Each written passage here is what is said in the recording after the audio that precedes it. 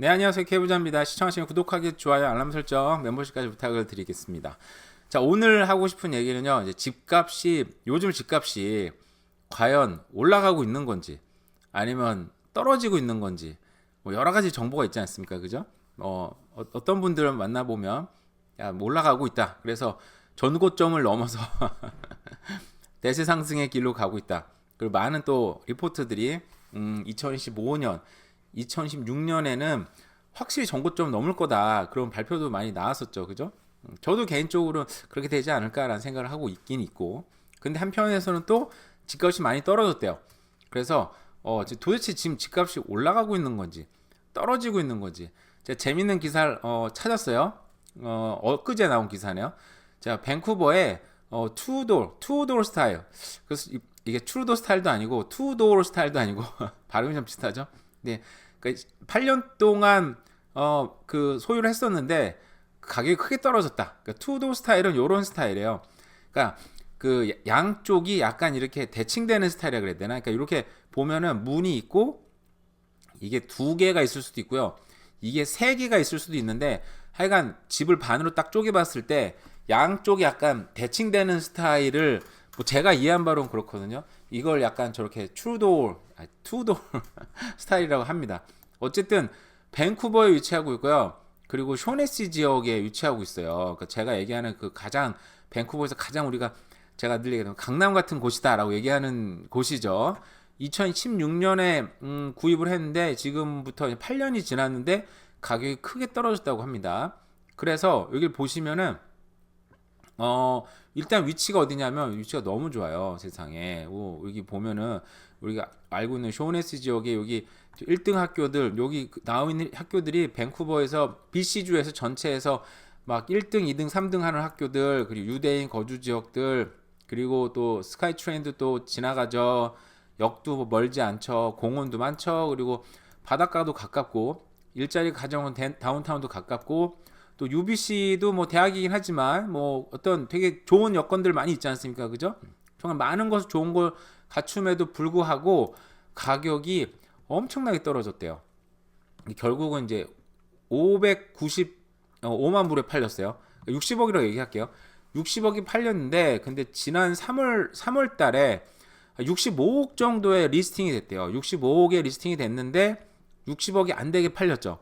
그래서 무려 이제 뭐 5억 이상이 떨어졌던 거예요. 근데 문제가 뭐냐면 막 60억 주고 산 사람이 뭐 좀 뭐 어떤 비하인드 스토리인지 궁금하긴 해 개인적으로는.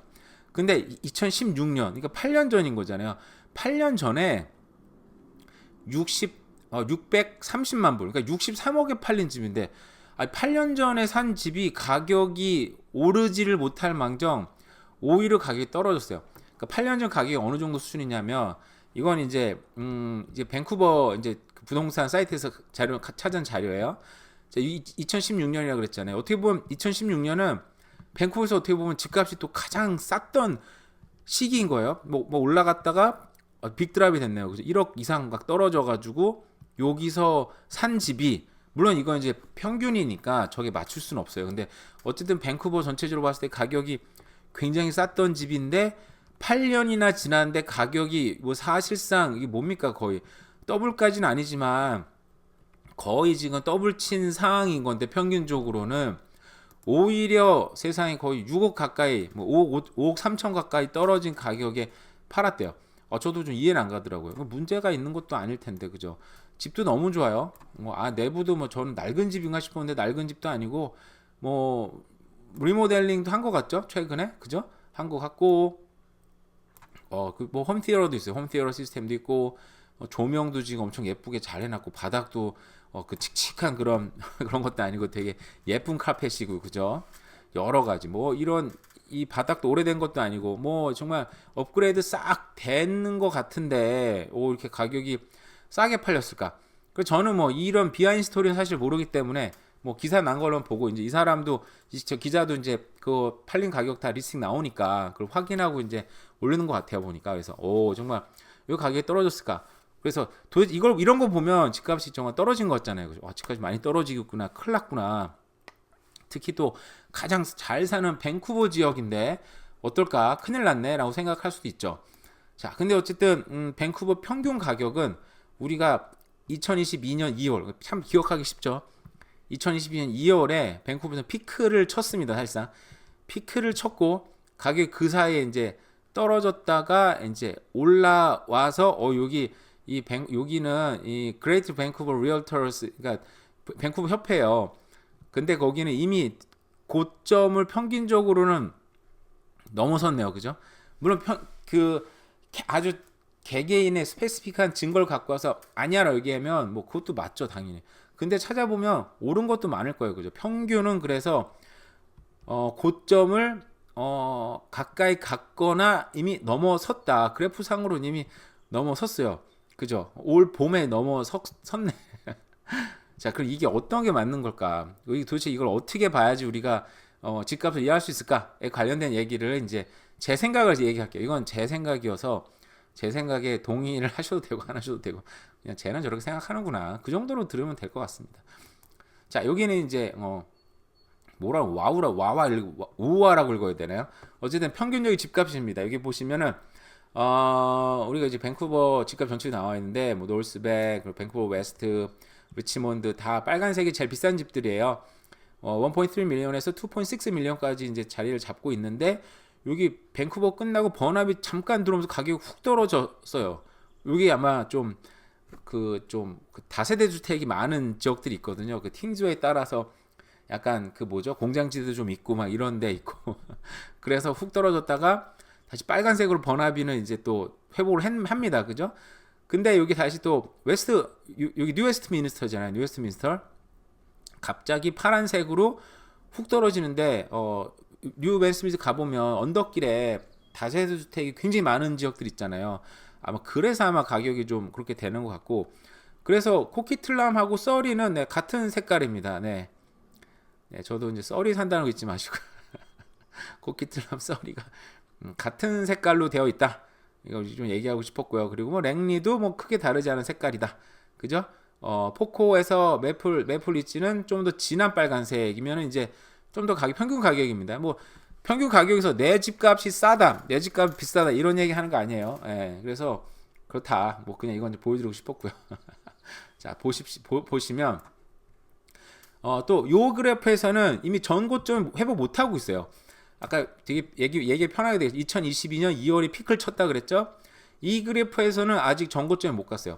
그러니까 이게 어떤 자료를 쓰냐에 따라 사실 좀 다르거든요.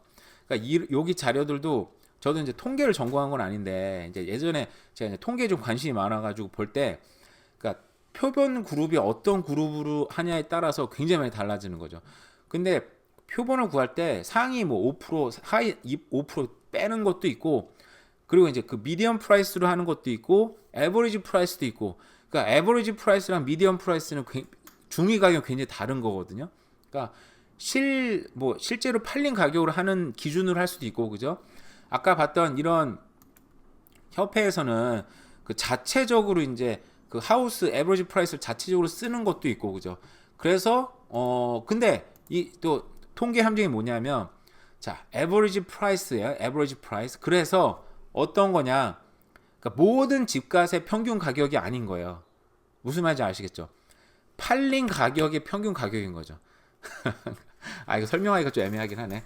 그러니까 어떻게 보면 이제 밴쿠버 집값의 모든 집값을 다 조사해가지고 그 평균 프라이스가 이렇게 나왔어가 아니고 거래된 가격의 평균을 구해 보니까 저게 됐다라는 거죠. 그러니까 저 가격이 절대 기준은 아니라는 거. 그러니까 제 말 무슨 말인지 아셨죠? 자, 이걸 일단 좀 이해를 하시면 좋을 것 같아요. 그래서 어떤 그래프는 전고점을 넘어섰다라고 얘기하는 것도 있고, 어떤 그래프는 전고점 아직 회복하고 있는 중인데 라고 얘기하는 그래프도 있습니다. 그러니까 이 그래프만 갖고 뭐 얘기할 수는 없고요. 그래서 당연히 현직에 종사하시는 뭐 부동산 리얼터 분들이 또 잘 아시겠죠. 왜냐면 그분들 또 현장에서 느끼는 어떤 그런 열기들, 사람들하고 대화도 많이 하실 테고, 근데 그런 거 확실히 이제 또 정확할 수도 있고, 또 통계도 이제 볼 때 이런 건 어느 정도 감안해서 봐야 된다. 요거 이제 졸로라는 사이트인데 여기 보니까 되게 재밌게 잘 나와 있어요. 보니까 자, 여기는 average sold price예요. 그러니까 실제적으로 가격 팔린 프라이스인 거예요. 보면은 여기 짧게 나와서 아쉽긴 한데 2022년에 피크를 쳤다가 훅 떨어졌다가 올라갔다 내려왔다. 올라왔다 내려왔다. 자, 올라왔다 내려온 상태입니다, 지금. 자, 그래서 집값이 올라갔다고 얘기하는 사람이 나는 작년 기준으로 보니까 확실히 올라왔는데 이게 맞는 말인가 틀린 말입니까? 당연히 맞는 말이죠. 그죠? 아니야. 나는 올 초 기준으로 보니까 가격이 떨어졌는데 1억 가까이 떨어졌는데 많이 떨어졌네요. 그죠? 거의 뭐 그죠? 이게 거의 1.8 밀리언에서 평균 가격이 1.7 밀리언이니까 거의 1.9 밀리언, 거의 2억 가까이 평균 가격이 떨어져 있는데 많이 떨어졌네라고 얘기하는 것도 맞는 거예요. 그죠? 그러니까 이 어떤 집을 기준으로 얘기하느냐에 따라서, 그리고 어떤 상황에서의 가격을 기준으로 얘기하느냐에 따라서 집값이 올랐다고 얘기하는 사람 말도 사실은 맞고, 집값이 떨어졌어요 라고 얘기하는 사람의 말도 사실은 맞아요. 자, 그럼 우리가 이제 저는 부동산 가격을 어떻게 보고 있느냐, 이제 그걸 말씀을 드릴게요. 좀 더 이제 졸로가 보니까 이거 되게 잘 해놨더라고요. 그래서 되게 재밌다. 저도 가끔 졸로 보긴 봤었는데 자세히 보진 않는데 이번에 좀 자세히 보니까 이렇게 자세히 이렇게 훌륭한 세상에 났구나. 훌륭한 자료. 그러니까 한국으로 치면 뭐 아실이나 뭐 부동산 방 되게 많잖아요. 그런 잘된 사이트 통계로. 그러니까 그거랑 비슷한 것 같아요. 저도 내가 밴쿠버에서 캐나다에서 이런 사이트 만들면 돈 많이 벌겠다 했는데 이미 졸로 같은 데서 하고 있네요. 그죠? 물론 이제 저는 방구석 애들 생각하는 사람이니까. 자, 보겠습니다. 세일이, 자, 이게 파란색 그래프가 세일 그래프예요. 세일 그래프가 쭉쭉쭉쭉쭉쭉 올라가니까 인벤토리도 올 봄에 막 피크를 찍었다가 뭐 떨어지고 있어요. 그죠? 그러니까 작년이랑 확실히 느낌이 달라진 게 뭐냐면, 작년에 마켓에 작년 5월 달에 봤을 때 19일 동안 마켓이 있었대요. 작년이 그렇게 안 좋았다고 얘기하지만 여전히 그 뜨거운 마켓이었구나 생각이 드는데, 올해 5월 달은 14일. 세상에, 이 19일도 되게 짧은 거라고 생각이 드는데 평균적으로 14일이면 뭐 마켓에 나와서 팔린다. 불과 15일, 되게 짧은 거 아닙니까? 그죠? 그만큼 마켓이 어쨌든 점점 뜨거워지고 있다. 뭐 이거는 확실한 것 같아요. 그죠? 사람들이 관심이 높아지고 있고, 왜냐하면 금리가 지금, 금리 때문은 아니지만 금리 얘기 나오면 꼭 같이 나오는 얘기가 집값 얘기 나오잖아요. 그죠?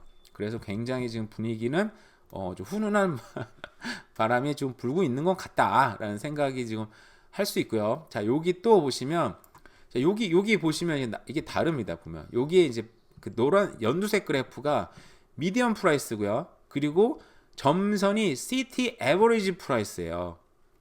그러니까 좀 다른 거예요, 이게. 그러니까 어떤 걸 기준으로에 따라서, 물론 이제 대세적으로는 비슷비슷하긴 한데 이게 어떤 거냐에 따라서 가격도 다르고 그래프 모양도 달라진다. 그러니까 저도 이제 통계 전문가는 아니니까 이거 뭐 이렇게 이렇습니다 저렇습니다 얘기하기는 솔직히 좀 그렇고, 그냥 통계도 기준에 따라 달라질 수 있고, 특히 이제 이 그래프를 보는 사람이 어떤 기준으로 그래프를 보고 얘기하느냐에 따라서도 달라질 수 있고, 현장에서 일하시는 분들도 자기가 경험한 거에 따라 다르긴 다르겠죠.